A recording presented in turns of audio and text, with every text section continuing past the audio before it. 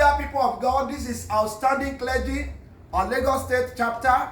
Now, we want to bless Nigeria and we want to prophesy into the situation at hand. These are the outstanding people we are talking about in Lagos chapter. So, please, viewer at home, wherever you are, make sure you connect with your faith as you resound a very terrific amen as the outstanding people are coming to prophesy into your life. Jehovah Jesus Christ, Michael Mimo, Ọlọ́run alágbára, ìwọ ilẹ̀ orílẹ̀-èdè Nàìjíríà, aṣọ àsọtẹ́lẹ̀ nípa rẹ̀ ire kó wọnú ìlú yìí, gbogbo ìgbèkùn àjàkálẹ̀ àrùn lórúkọ Jésù àparẹ́, gbogbo èso ọmọ ìjọba pátápátá ní ìkórè èso yìí a ò ní sọmọnù, a ò ní sẹbínù, a máa fayọ̀ ṣèkórè náà. Jésù Olúwa wa. Àmín, àmín, àmín lórúkọ Jésù. Jehovah, Jesus Christ, Holy Michael, everlasting King of glory. We thank you, we glorify your holy name. I prophesy to the land of Nigeria. The Bible says in the book of Proverbs, righteousness exalts a nation. Yes. The spirit of righteousness that will make the life of Nigeria to move forward.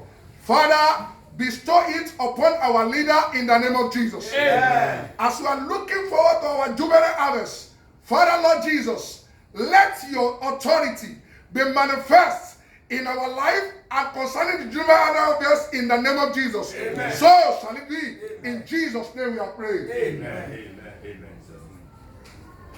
Nigeria orílẹ̀-èdè mi ọ̀wọ́ gbéra dìde kó lọ gba ògo rẹ padà. Amen. Spirit of good governance, good leadership, let it be bestowed on this country in Jesus' name. Amen. Holy children are the heritage of God. To all celestial children worldwide, happy juvenile anniversary in advance. We shall celebrate it. Amen. In Jesus' name. Amen. Who next? Bí Olúwa ti ń bẹ láàyè, orílẹ̀-èdè yìí kó gbàgbà ìgbédìde, Àmín Jésù. kó gbàṣẹ ìràpadà. Àmín. Gbogbo tí a ti gbé ẹsẹ̀ lé nígbèkùn òkùnkùn lónìí arúgbó ọjọ́ kó gbẹ̀sẹ̀ náà kúrò. Àmín. Gbogbo èso gbogbo sẹ̀lẹ́sẹ̀ yẹ́gẹ̀rẹ̀ àgbẹ̀lá ayé láti òní lọ kó gbàṣẹ ìgbédìde. Àmín. A ó jù wọ̀nyí Olúwa, Àmín. ayọ̀ ló máa já sí. Àmín. Jésù agbára wa. Àmín, àmín, àmín lórúkọ Jésù. Jehovah, Jésù Kristi, Michael mímọ́, Ọlọ́run olórí ọ̀fẹ́, ọba tó pọ̀ nípa àtagbára, a gbàdúrà fún orílẹ̀-èdè yìí lórúkọ Jésù, Ọlọ́run gba àgbáyé, Olúwa jẹ́rìí ara rẹ̀, Ọlọ́run gba ìṣàkóso, Olúwa gba ìṣàkóso, a fi kórè àwọn èso, a fi gbàdúrà fún orílẹ̀-èdè yìí, Olúwa bá wa túnṣe, Bíbélì wípé yóò sì máa sunkún rẹ̀ wá lórúkọ Jésù, ire ilẹ̀ yìí, ayọ̀ ilẹ̀ yìí jẹ́ kó tẹ̀ wá lọ́wọ́, gbogbo ogun àìsàn Olúwa bá ta kúrò, Jésù Olúwa wa. Àmín, àmín, àmín lórúkọ Jésù. Jehovah, Mímọ́. Jésù Kristi Mímọ́. olùmọ̀. Àsìkò yìí jẹ́ àsìkò tá à ń celebrate àwọn ọmọ wa. Lórúkọ Jésù yóò tu Nàìjíríà lára. Àmín. It is a time of joy. Lórúkọ Jésù ayọ̀ yóò la ilẹ̀ yìí kọjá. Àmín Jésù. Ìgbà ọ̀tun yóò wọlé. Gbogbo agbára pandemic Olúwa kó dá wọlé. Àmín. Jésù Olúwa wa. Àmín, àmín, àmín lórúkọ Jésù. Jehovah, Jésù Kristi, Holy Michael, Ọlọ́run ìjọ mímọ́, ògo ni forúkọ rẹ lókè Hallelujah. ọ̀run gba ọpẹ́ wa. Àmín. Gbogbo ìṣòro àti ìpèníjà tó dojúkọ orílẹ̀-èdè yìí ó yá gba ìdákẹ́jẹ́jẹ́. Àmín.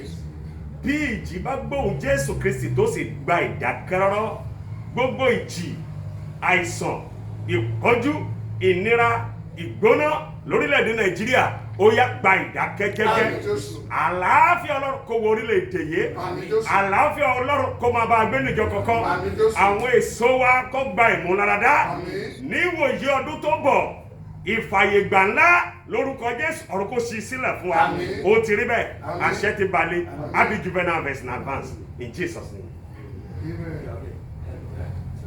Jehovah, Jésù Kristi, Michael mímọ́, bàbá wa àti Ọlọ́run wa, a gbàdúrà fún orílẹ̀-èdè Nàìjíríà, Olúwa wẹ àìsàn dànù, agbára ìtura kó wọlé lọ, gbogbo ẹni tó wà ní dùbúlẹ̀ àìsàn, Olúwa tú wọn sílẹ̀, májẹ̀mọ́ rẹ̀ kó wá sí ìmúṣẹ, gbogbo àwọn èwe wa lórúkọ Jésù jẹ́ kó ṣọdún ayọ̀, Jésù Olúwa wa. Wá àsọtẹ́lẹ̀ yìí, mo sọ àsọtẹ́lẹ̀ sí orílẹ̀-èdè yìí ṣàìsàn lọ́wọ́lọ́wọ́ lórúkọ Jésù Kristi ọ̀run kó wo orílẹ̀-èdè yìí sàn. Gbogbo ibikíbi tí orílẹ̀-èdè ti ń ṣàìsàn, gbogbo ẹni tí àrùn bájà àti gbogbo ẹni tó fẹ́ bájà, ẹ gbọ́ àsọtẹ́lẹ̀ yìí, mo sọ àsọtẹ́lẹ̀ gẹ́gẹ́ bí ikọ̀ àti ìdílé Èdùmàrè sínú ayé gbogbo ẹni tó wà lórí ìdùbúlẹ̀ àìsàn lọ́wọ́lọ́wọ́ lórúkọ Jésù ẹ gba ìmúláradá. Gbogbo ìwà abiyamọ tó ń gbọ́ wa lọ́wọ́lọ́wọ́ ẹ gbọ́ àsọtẹ́lẹ̀ yìí yìí ní 2020 táwa yìí ò ní fọwọ́ gbọ́mọ sí ayé ò ní fọmọ nù ẹlẹ́gbà lórúkọ Jésù igbe gbà mí ẹ bá mi gbé ayé mú mi inú ayé jó mi kò ní jẹ́ tiwa bí àmì Jésù Olúwa wa.